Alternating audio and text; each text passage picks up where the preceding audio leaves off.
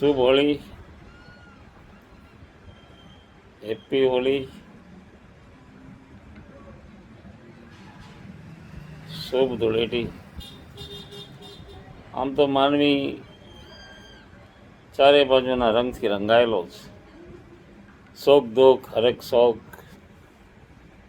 જન્મ અને મૃત્યુ. જે દિવસથી જન્મ લીધો તે દિવસથી આ રંગનો પડછાયો એને ક્યાંય છોડતો નથી. આપણે રંગ એવો લગાવો છે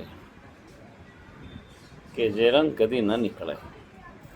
બહારના રંગ તો સૌ રંગે જ, કોઈ લાલ, કોઈ પીળો, કોઈ કાળો, કોઈ ધોળો, કોઈ વાદળી, કોઈ નીલો. રંગબેરંગી આ દુનિયામાં માણસ એક મુસાફર બનીને ફરતો હોય છે. ભીતરનો જે રંગ છે,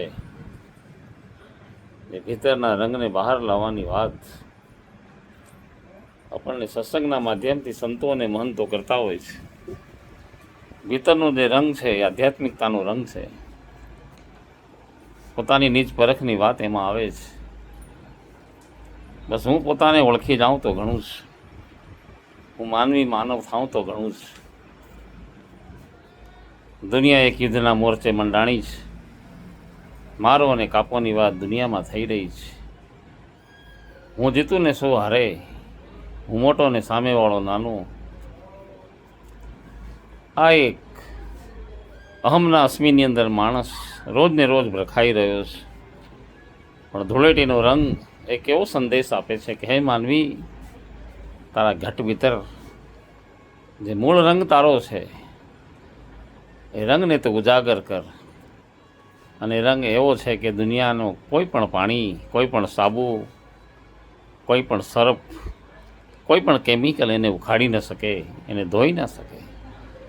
એવા રંગ રંગવાની વાત આપણને આધ્યાત્મિક માર્ગમાં જોવા મળતી હોય છે અને સાંભળવા મળતી હોય છે.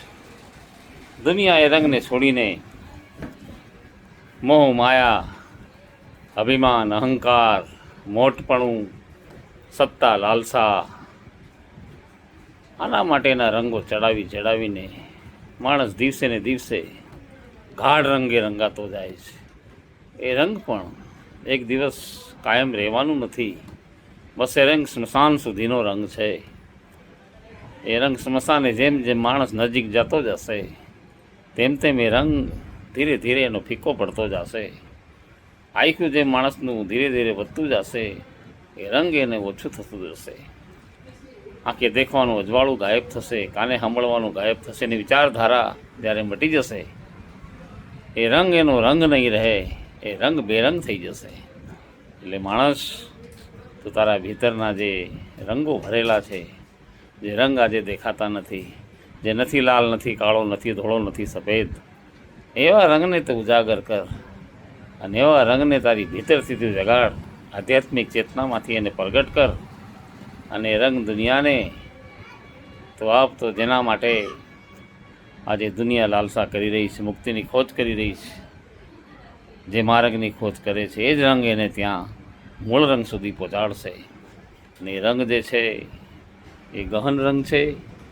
અને આ રંગને જો માણસ પકડી લે, ઓળખી લે, એની નજરે ભાળી લે, આ આંખની કીકી છે, આંખની કીકી એ રંગને જોતી નથી. તારી સુરતા અને તારી નૂરતાથી એ રંગને જો, તો તારો મૂળ રંગ શું છે એ મૂળ રંગની માનવીને ખબર પડશે. એટલે માટે હે માનવ, મારું તારું નાનું મોટું ધર્મ સંપ્રદાયના વાડાને મટાડીને બસ એક ઈશ્વરની ખોજ કે આ દુનિયાની અંદર મને કોણે મોકલ્યો, હું શા માટે આ જગતમાં આવ્યો, હું કોણ છું, હું ક્યાં રહું છું, મને રચનાર એ સર્જનહારો, આ બ્રહ્માંડને રચનાર, આ દુનિયાને રચનાર, આ સમુદ્રની અંદર લહેરો ઉપાડનાર, સમુદ્રના પેટાળમાં મોતી પકવનાર, એ ગહન ગોવિંદો, એ ગહન સર્જનહાર ક્યાં રહેતો હશે? એનો માર્ગ શોધવાની વાત આ ધૂળેટીના પર્વ નિમિત્તે આ સંદેશ આપતો હોય છે.